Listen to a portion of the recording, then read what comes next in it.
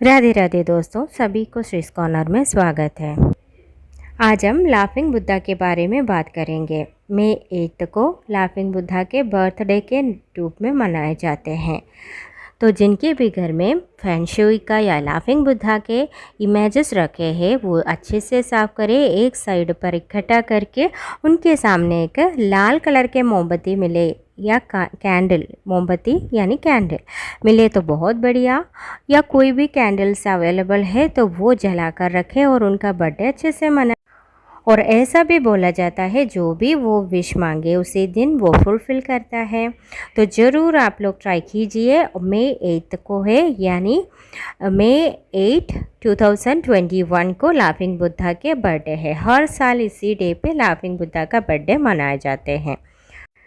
तो चलिए, आप लोग सभी ने लाफिंग बुद्धा देखे होंगे, तो आज हम आपको लाफिंग बुद्धा के बारे में बताने जा रहे हैं ताकि अगले बार इसे खरीदने से पहले आपको इनके बारे में अच्छे से पता हो।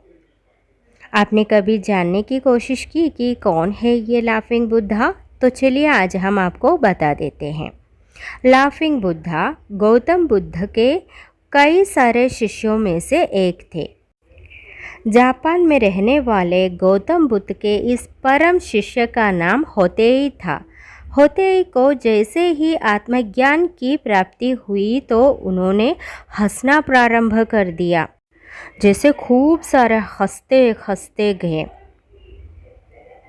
जिंदगी भर वे ऐसे ही हंसते रहे।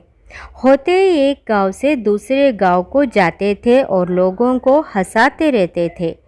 गांव वालों को उनके साथ रहने में आनंद आता था। हालांकि कभी कभार वे उनकी हंसी को देखकर आश्चर्यचकित भी होते थे कि आखिर वे क्यों हमेशा हंसते रहते हैं, इसके पीछे की वजह क्या है। होते की सबसे बड़ी खासियत ये है कि वे कभी भी कहीं पर भी हंसना शुरू कर देते थे। बीच बाजार में खड़े होकर भी वो ज़ोर ज़ोर से हंसते रहते थे। लोगों ने उनका नाम लाफिंग बुद्धा रख दिया। होते ही कभी भी कोई उपदेश या प्रवचन नहीं देते थे, लेकिन उनके व्यक्तित्व में एक ऐसा आकर्षणीयता था कि वे जहाँ भी जाते थे तो सभी उनको घेर कर खड़े हो जाते थे। ऐसा था कि लाफिंग बुद्धा को देख लोगों को भी हंसी आती थी और वे भी सभी खुलकर हंसते थे, और वो भी बिना किसी संकोच के। लोगों को उनकी हंसी के पीछे की जिज्ञासा को देखते हुए एक बार होतेई ने कहा कि उनके पास अब कहने को कुछ भी नहीं है। उन्होंने लोगों से कहा कि तुम लोग बेकार ही अक्सर रोते रहते हो। लोगों को जी भरकर हंसने के लिए ही एक मूर्ख की आवश्यकता है, जिन पर सभी हंस सके, यानी जिनको देखकर सभी लोग हंस सके, यानी खुद को ही एक मूर्ख बता दिया। होतेई ने कहा कि उनका बस यही संदेश है कि किसी व्यक्ति का रोना या शोर मचाना उनकी व्यक्तिगत समस्या है। ईश्वर ने जिस दुनिया की रचना की है वो हंस रही है। चंदा, तारे, फूल, पौधे, पक्षी सभी हंस रहे हैं और हम बैठकर रो रहे हैं। होतेई दुनिया को बस यही बताना चाहते थे कि लोग इस भ्रम से जागे और खुश रहे, मुस्कुराए।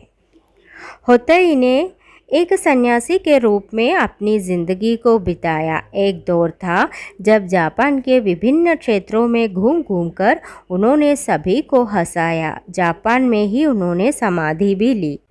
लोगों को उनकी संगत में शांति का अनुभव करने लगे थे। तो ये थी लाफिंग बुद्धा की वास्तविक कहानी।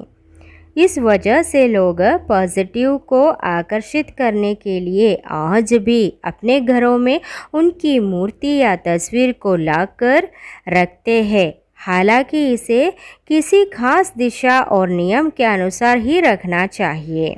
जैसे भी है, फिर भी आप उनको देखकर रोज़ अच्छे से दिल खोलकर हंसना भी शुरू कर दीजिए। आपका जीवन भी बदल जाएंगे। तो इस साल मई 8 को सब मिलकर लाफिंग बुद्धा के जन्मदिन मनाए जाएंगे। तो सभी को आज की वीडियो पसंद आए करके उम्मीद करती हूँ। फिर से आएंगे एक नई कथा लेकर या कुछ नया लेकर। तब तक के लिए सभी को राधे राधे।